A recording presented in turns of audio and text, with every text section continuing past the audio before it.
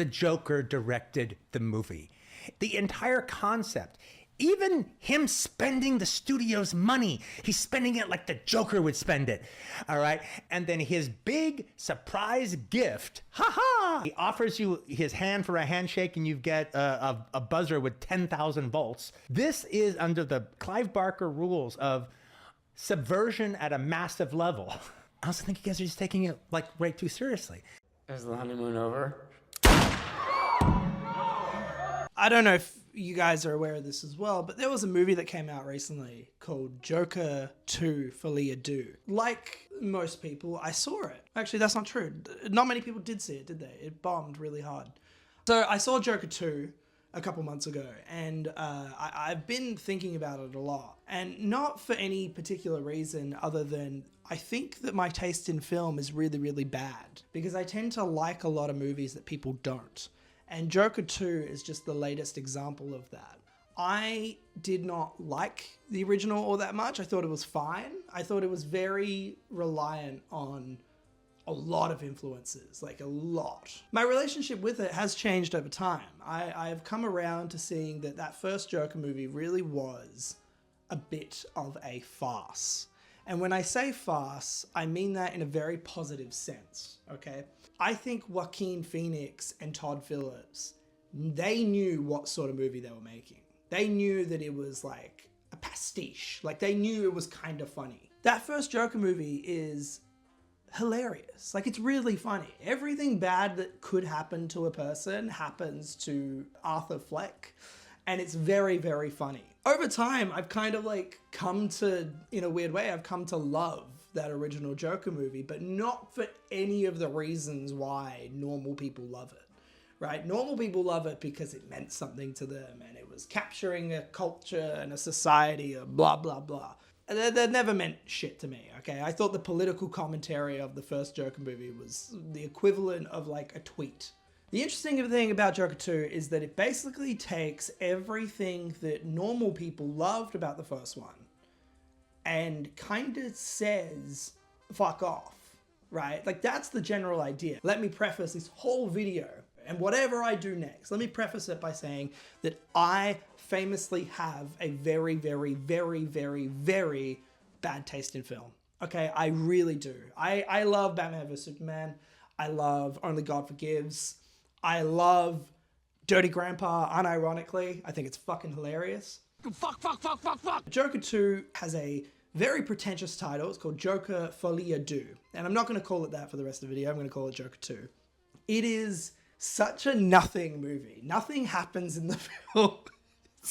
It's like, it's such a hilarious movie to make. You have to really put this into perspective. This is a $200 million movie musical. Those things don't really exist anymore. Like that's not a thing that has ever existed and it's definitely not going to be a thing that exists because this film made like negative $1 billion, I think, when you add it all up. But one thing I really loved about Joker 2's musical elements is that whenever like he sings, it's so pretentious and over the top. And it's so like, I think Tarantino said in this interview the other day, he's like, it's the more mundane the songs get, the better. And I wholeheartedly agree. Like, it's so funny to see this fucking guy sing these miserable songs in the clown makeup and the suit. It's very, very funny. And I think Todd Phillips is an interesting guy. I don't think he's particularly smart, but I also don't think he's dumb. I know he's smarter than me because he's making films and I'm not. And he's definitely smarter than most of the people watching this and most of the people in the comments on most YouTube videos, right? He's a clever person, but he's also quite of a radical filmmaker. If you really look at his filmography, like you look at his early work, and he's very committed to the overall idea of like aggravating you and aggravating a fan base and annoying people that supported him in a weird way. He made Hangover 2, right? Which is a very, very dark sequel. Like it's odd. And Hangover 3 is even weirder. You have this guy that has made these films and then he puts out a movie like Joker, which, and I hope that this does not come across as demeaning or anything, but the first Joker movie really did appeal to conservatives. It did appeal to incels. It appealed to these people that for some reason or not felt that they were not being treated fairly. And most of these people were white men in a very general sense. But I think the general love that the first Joker movie had with conservative people really fucked off Todd Phillips and Joaquin Phoenix. And so when it comes time to make this sequel, they think, what do we do? Well, we're going to make a sequel that is so anti-conservatives that they will fucking despise this film. And despise it they did. What I think is so interesting about that is that it's just something that's not done like ever. And people will say The Last Jedi does this, but that's not the case. The Last Jedi is such a fucking tame movie compared to this. This film is so committed to alienating its general audience that, like, you do think the joke is on the audience. Sometimes when a movie comes out and is bad, people have this like weird thing where they like theorize that it meant to be bad, or like, oh, that was meant to not work. I normally brush that opinion aside because I think it's horseshit. With Joker 2, I think those people have a point. Like, I really do. I think that's what the movie was trying to do. I do. I think the movie was trying to be bad, and I think it succeeded because it's a fucking mess of a film.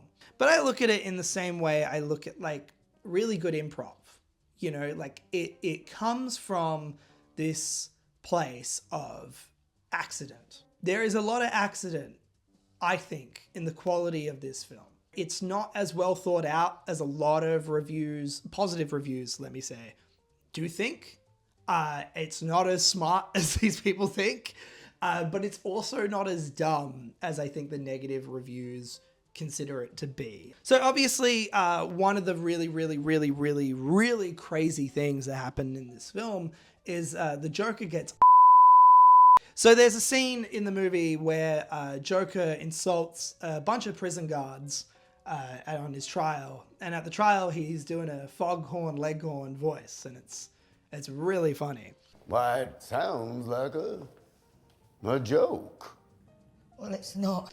And then he goes back to Arkham, and these guards just fucking. I don't know why. I don't know why. That's the thing, is that this movie does so many things that I really love, and then it does stuff that is so odd and perplexing that you kind of sit there scratching your head like, what were you trying to do there? Like, what were you trying to say? And I've thought about that scene a lot because it's really odd. It is a very weird scene. What is that saying? It doesn't really say anything. That's basically the point I'm trying to make. And it's just a really great example of Todd Phillips kind of being dumb. Like, I was laughing a lot at the movie and people were getting annoyed because they were like, why are you laughing? And I was like, because it's fucking absurd. Like, it's absurd. This is so funny. Why are you not laughing? I think a lot of people really don't know how to engage with media.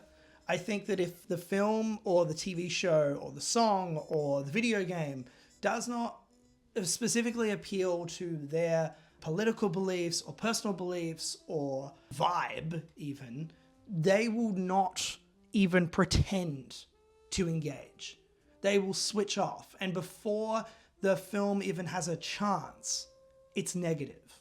You know, like, that can't be how people consume media. That can't be it, because there's a problem there. Not many people laughed at anything. People just left. They just left. When he started singing the second time, people left. And it kind of bummed me out, because I'm like, if we want filmmakers, we want them to produce unique art, we need to engage with it. That's the whole point. If we keep making unique art that no one engages with, but they do engage with the shit that is like copy cut, pasted, you know, like some shit. A show that doesn't exist, right? That's not a real show, but people watch it.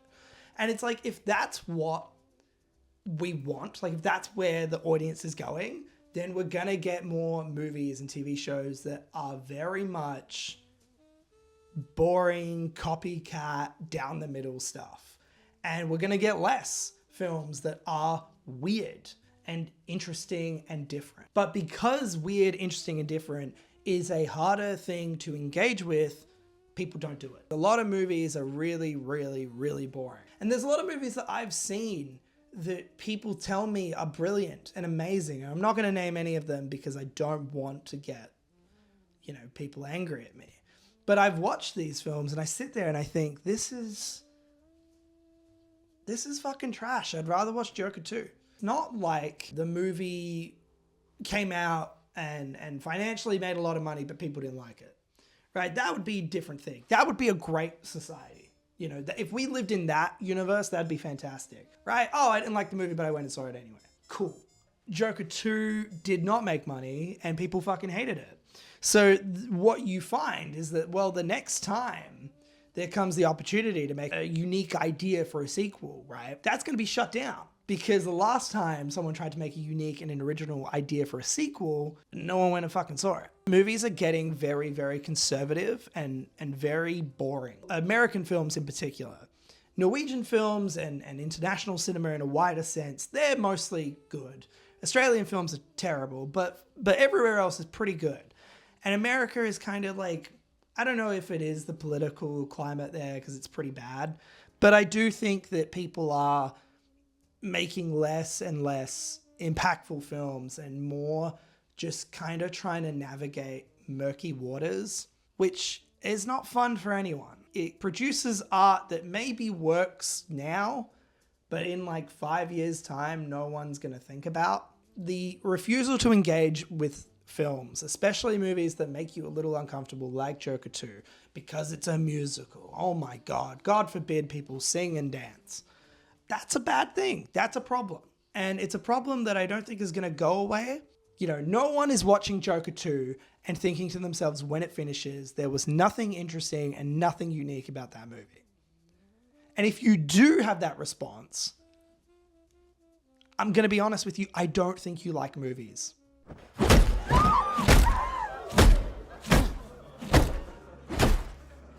So that's all I got for you with Joker 2.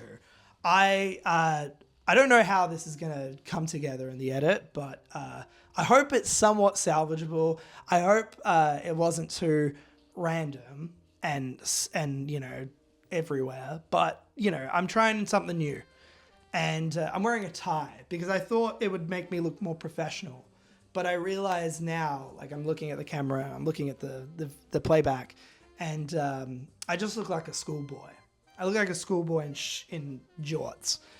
It's like John Cena went to school. That's basically how I'm dressed right now.